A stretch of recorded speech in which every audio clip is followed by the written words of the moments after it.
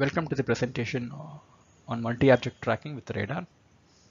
In this presentation will be myself Karthik and my colleague Nigam will explain about what multi-object tracking is and how it can be done with a radar sensor.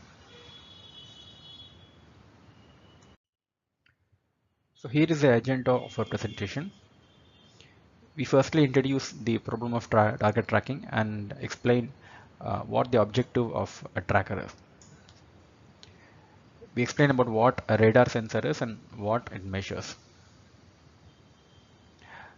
Then we explain about what is a Kalman filter, which is the main component of a target tracking system, and how it works for a single target tracking scenario. Then we generalize it to a case where we have multiple targets on the scene and we have multiple detections on the scene. The other main component of target tracking is data association. We explain about how the problem of data association is addressed in the case of a target tracking system, and also briefly touch upon the different methods for data association. Finally, we give some conclusive thoughts and we summarize our presentation. So what is target tracking? Target tracking is the problem of estimating the kinematic parameters, which includes the position, velocity, acceleration, and so on, of moving targets using sensor measurements. The number of targets can be either one or it can be many. And the sensor which we use for tracking, it could be, let's say, a radar or LiDAR or a stereo camera or whatever, can be static or it can itself be moving. So we need tracking because it is essential for the environment perception in the context of autonomous navigation.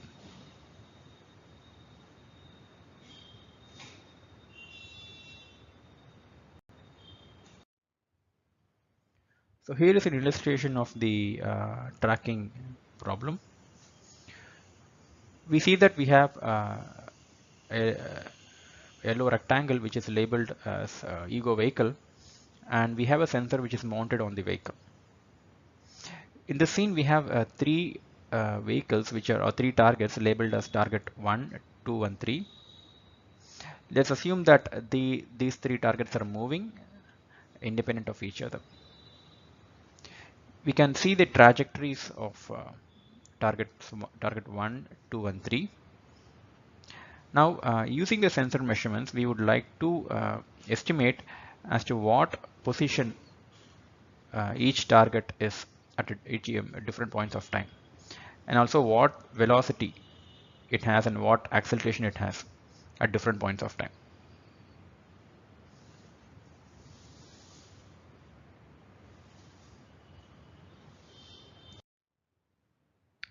The sensor that we use for target tracking is referred to as a range bearing sensor. The range bearing sensor measures the distance to the target and as to what angle the target is with respect to the center of the sensor. For example, in this figure we have a green colored rectangle, which is a sensor, which is a range bearing sensor, and we have a target which is shown as a star. Now the sensor has an axis of itself which is referred to as a sensor frame axis, and the sensor measures the distance to the target, which is referred to as the range, and the angle at which the target is located, which is referred to as the bearing. Now examples of range bearing sensors include radar, LiDAR, stereo camera, and so on.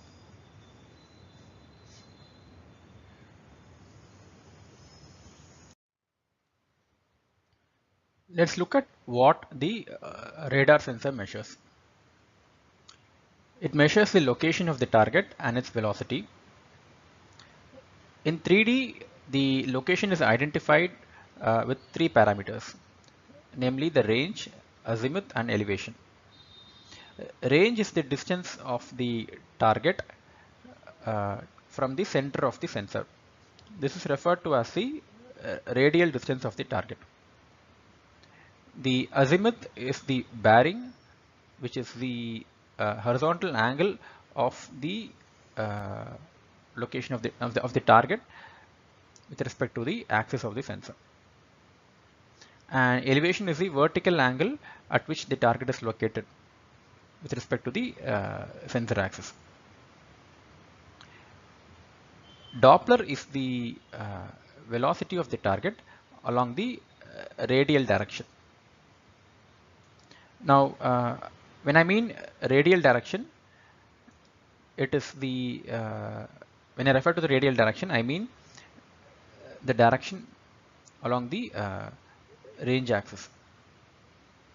Now, the target can be moving along any direction. For example, it can be moving along this direction. However, radar does not measure the velocity along the direction at which it is moving. It measures the radial velocity. So what I mean by radial velocity is the projection of this velocity along this direction. So radar can only measure the component of velocity along the radial direction, which is referred to as a Doppler.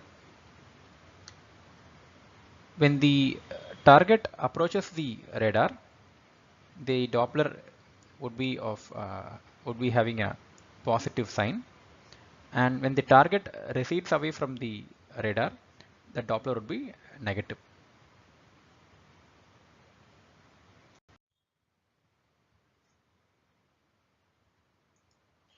So in this slide, we have an illustration of what the radar measures. Here we can see that we have the vehicles along the road, wherein the blue one is the ego vehicle, which has the sensor, and the orange one is a target or a vehicle which is supposed to be detected and identified by the radar. And we have a 2D illustration here. We have the X and Y axis here.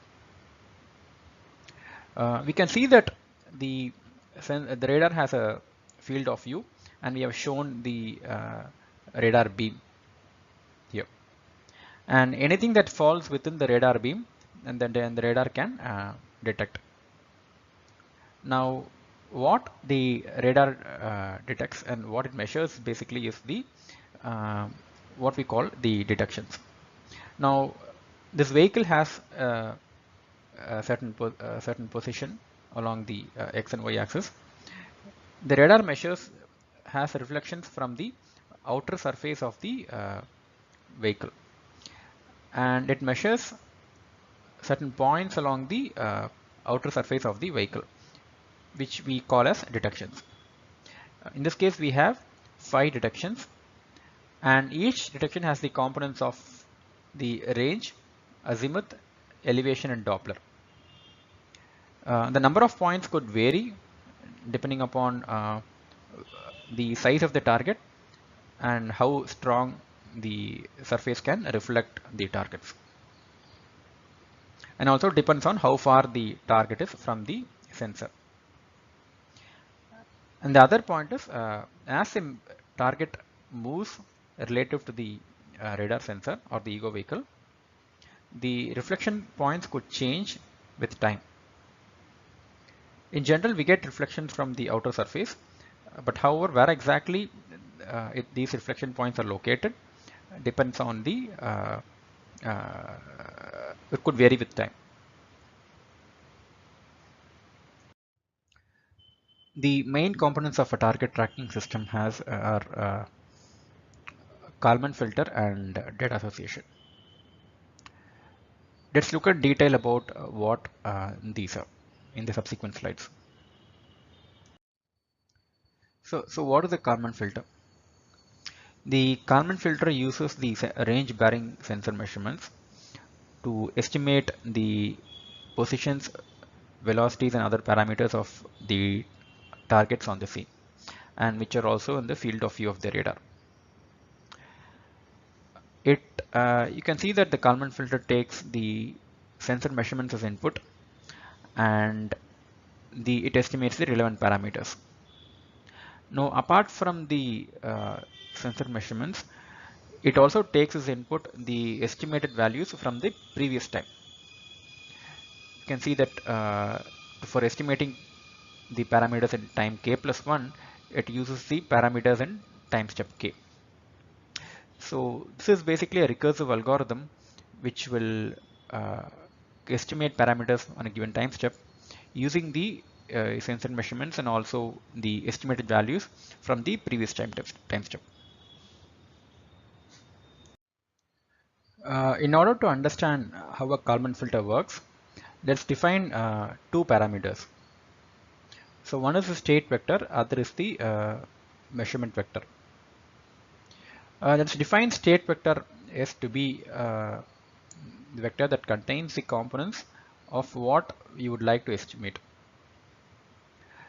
Specifically, it contains the positions, velocities, and optionally acceleration of the targets that we are interested in. For example, it could contain the position and velocity of target 1, followed by position and velocity of target 2, followed by position and velocity of target 3, and so on, depending upon the number of targets we have on the scene. The measurement vector is it has the components of the parameters that are measured by the radar sensor.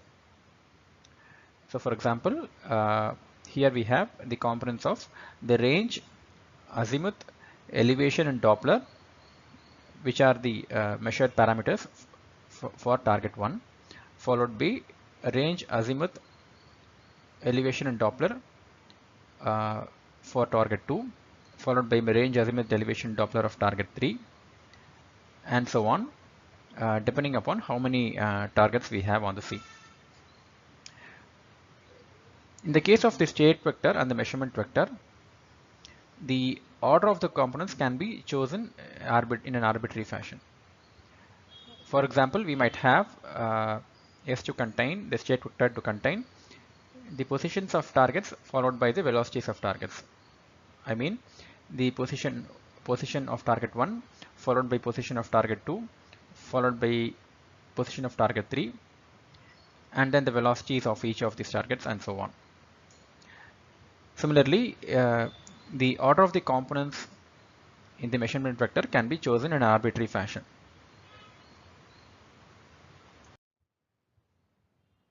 Let's define what is meant by a measurement model.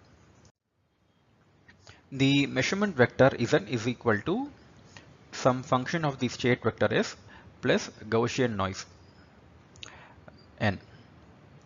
Now, what we measure from the sensor is equal to some function of what we would like to estimate S plus some noise in the sensor measurements.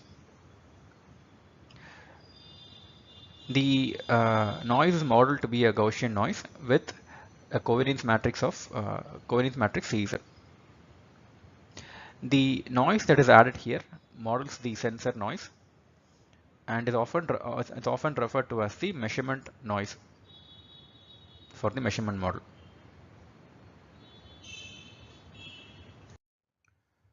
Next, let us define what is meant by a state transition model.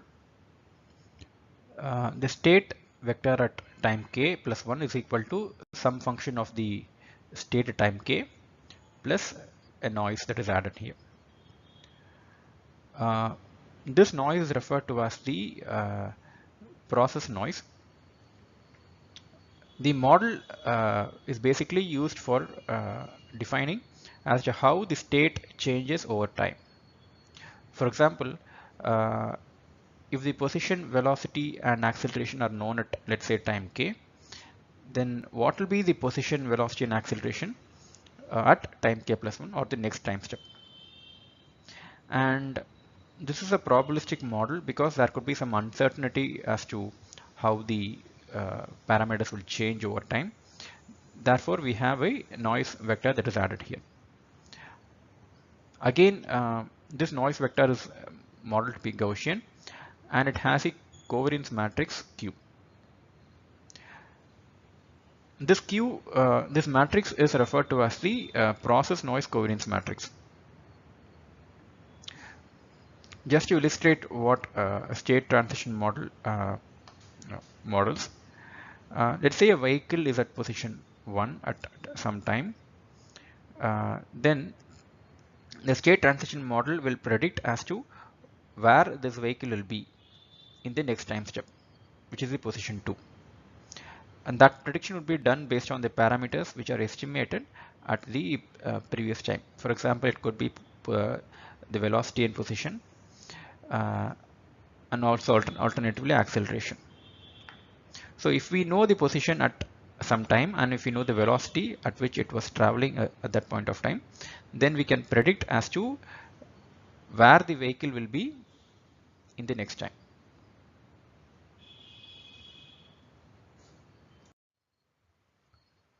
So here is the block diagram of the Kalman filter. We have two blocks. One is the prediction, the other is the correction.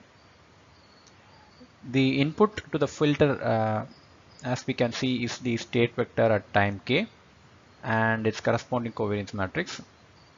And the output of the filter is the state vector at the next time, corrected state vector at the next time, time k plus 1, and the corresponding covariance matrix.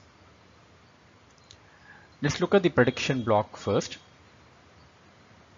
The prediction block predicts what the state vector will be at time k plus 1 and its corresponding covariance matrix. For this, it uses the state transition equations, which I outlined in the earlier slide.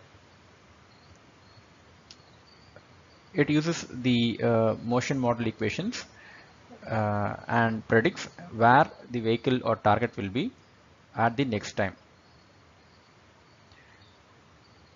To compute the state covariance matrix, which is the uncertainty in the state vector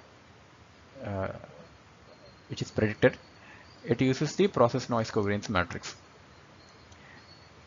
The process noise covariance matrix models the uncertainty in the state transition equations. The correction block takes as input the prediction block's output, which is the state vector predicted at time k plus 1 and the state covariance matrix. And it gives the output of the corrected state vector at time k plus 1 and its corresponding covariance matrix. It also takes as input the radar observation or the radar measurements. And we also model the radar's noise using the measurement noise covariance matrix, which is basically the sensor noise covariance. The correction block uses the radar observation, and it computes the effective estimate of what the state vector will be based on the radar observation and also the predicted state vector at time k plus 1.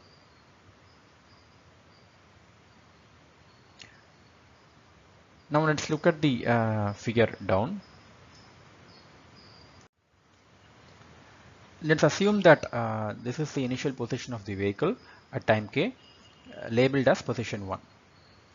Now the predicted block computes as to where the vehicle will be at time k plus 1 or position 2 as it's labeled in this figure, based on the estimated velocity of the vehicle at position 1 and the scan time, which is the time interval between two scans, which is time t.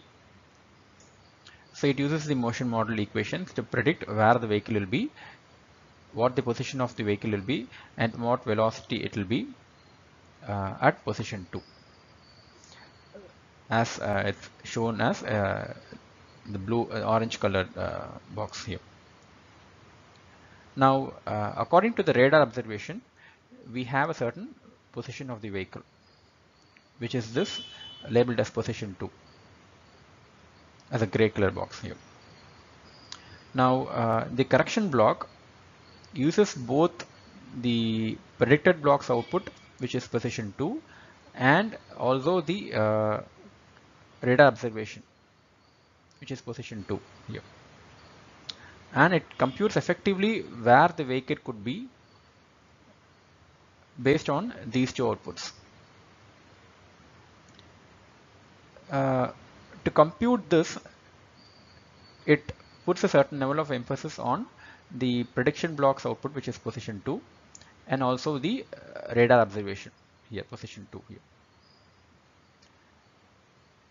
The extent to which it puts emphasis on these two individually depends on the process noise covariance matrix, which models the state uncertainty, the uncertainty in the motion model, and the measurement noise covariance, which models the sensor noise uncertainty, which is basically the radar noise uncertainty. Now, let's say if we give high values for the process noise covariance matrix, it means that there is more uncertainty in the predicted state vector at time k plus 1. Therefore, the correction block puts more emphasis on the radar observation as opposed to the prediction block's output. Therefore, in this case, the radar observation influences the effect final state vector or final estimate more than the prediction block's output. On the other hand, let's say if we give high values for the measurement noise covariance matrix relative to the process noise covariance matrix. So in this case, the prediction block's output influences the final estimate more than the radar observation. So effectively, the correction block relies on both the prediction block's output as well as the radar observation. However, the extent to which each of these influence the final estimate depends on the noise covariance matrix which is configured, namely the process noise covariance matrix and the measurement noise covariance matrix. The Kalman filter that was described in the earlier slide was for the case where we have a single measurement or a single detection input. So each measurement has the components of the measurement vector, namely the range, azimuth, elevation, and Doppler. And we describe what a Kalman filter does with the measurement vector to get the estimated state vector, which has the position, velocity, and acceleration values. But in general, we saw that we will have multiple measurements or multiple detections for each target or vehicle. So we have to process each of these measurements or detections individually. So what we do is, let's say we have n detections corresponding to a target or vehicle. Then for each detection, we apply a Kalman filter. So for n detections, you would have to apply n Kalman filters. And each of these Kalman filter will give an output, which is the estimated state for that particular measurement or detection. We linearly combine the outputs of these estimated state vectors from these Kalman filters. Then we would get an effective estimated state, vehicle state, as to what position, velocity, and acceleration values the vehicle has, for which we use the n measurements. But what we do in the process of combining is, we put a weight for each of the Kalman filter outputs, labeled as P1, P2 through Pn. Now this is basically the association probability value, which signifies the probability with which you can associate a measurement to a vehicle. We'll see more about association probabilities in the later slides, where we would explain the data association block in the context of target tracking. So how we generalize for multiple detections, as we see in the slide, is that we apply a Kalman filter for each of the measurements and we linearly combine to get an effective vehicle state. And we don't put equal weight for all these for the outputs of the Kalman filter, but we scale it according to what are called the association probabilities. These association probabilities come from the data association block. That will be explained later.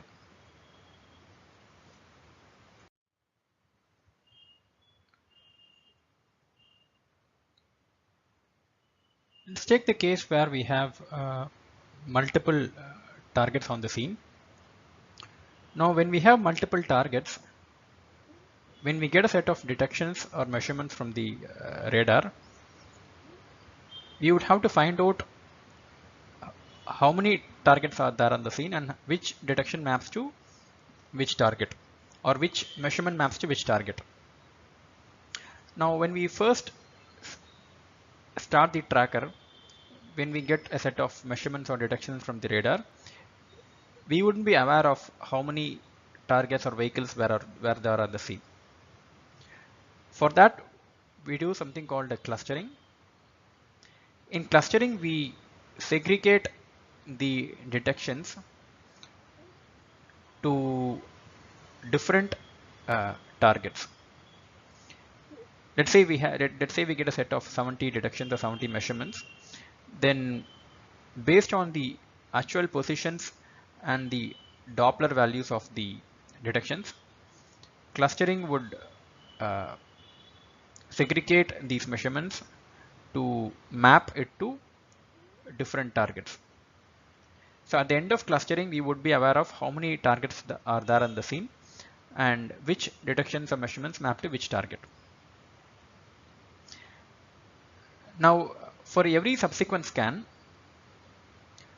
we get a set of detections, and until the earlier scan, we would be aware of how many targets were there on the scene. So the way we map the detections that we get in the current scan to a vehicle or a target on the previous scan is by uh, is, is by using a method called data association. So the data association block would map the detections that you get on a given scan to the different targets that were estimated to be in the from until the earlier scan. And if a new target comes into the scene or comes into the field of view of the sensor or the radar, a new cluster is created by the clustering block. And if a target goes out of the scene, the corresponding uh, target or cluster would be deleted. So this is regarding the generalization to multiple targets, tracking multiple targets. The next few slides will be taken over by my colleague Nigam.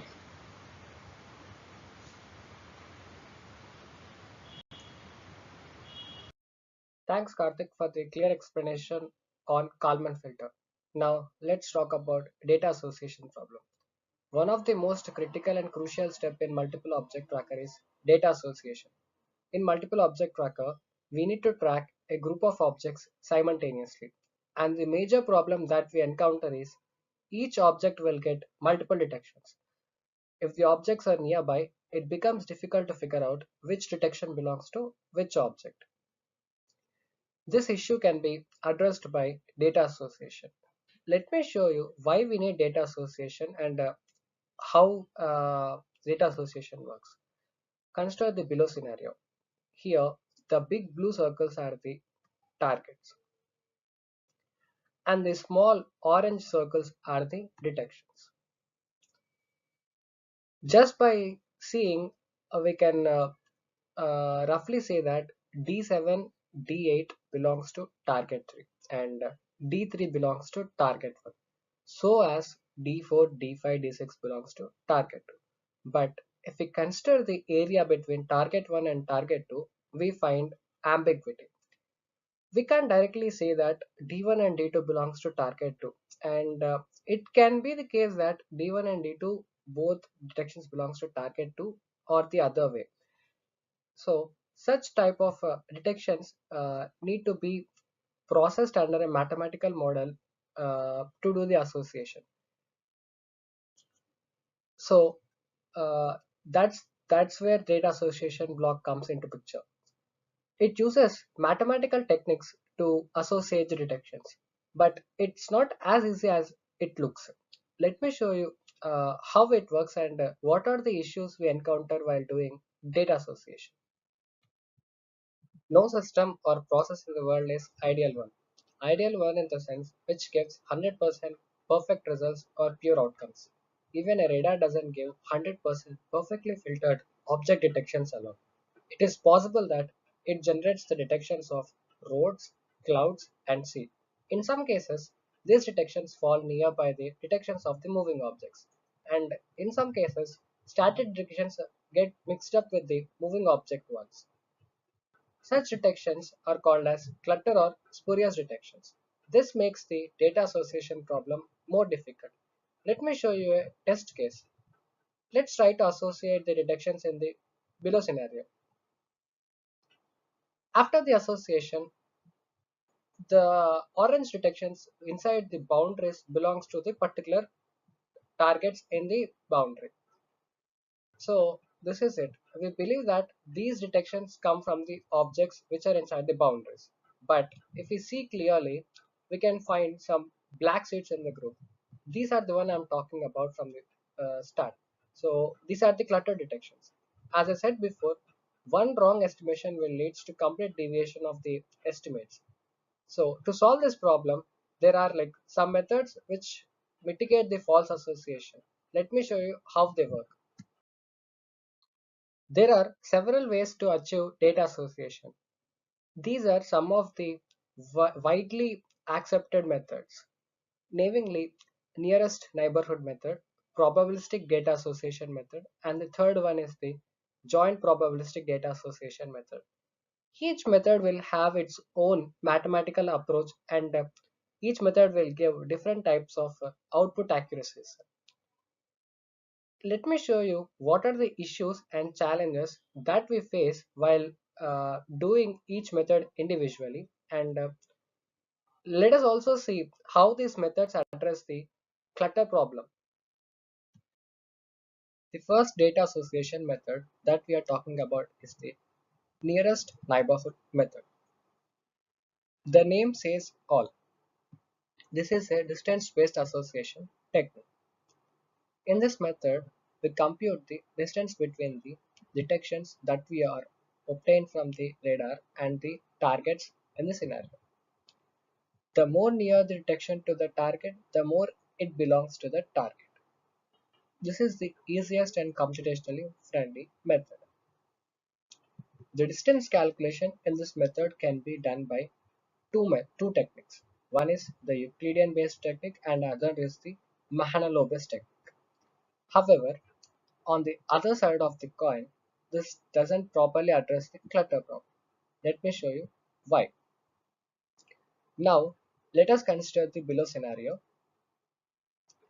As I said before, the present nearest neighborhood method computes the distance between the targets and the detections in the scan. The dotted line represents the distance between the targets and the detections. Once the distance is calculated, the present method try to draw the boundary between the boundary of the detections that are near to the targets. The detections which are inside the boundary belong to that particular target. But there is a flaw with this present distance based technique.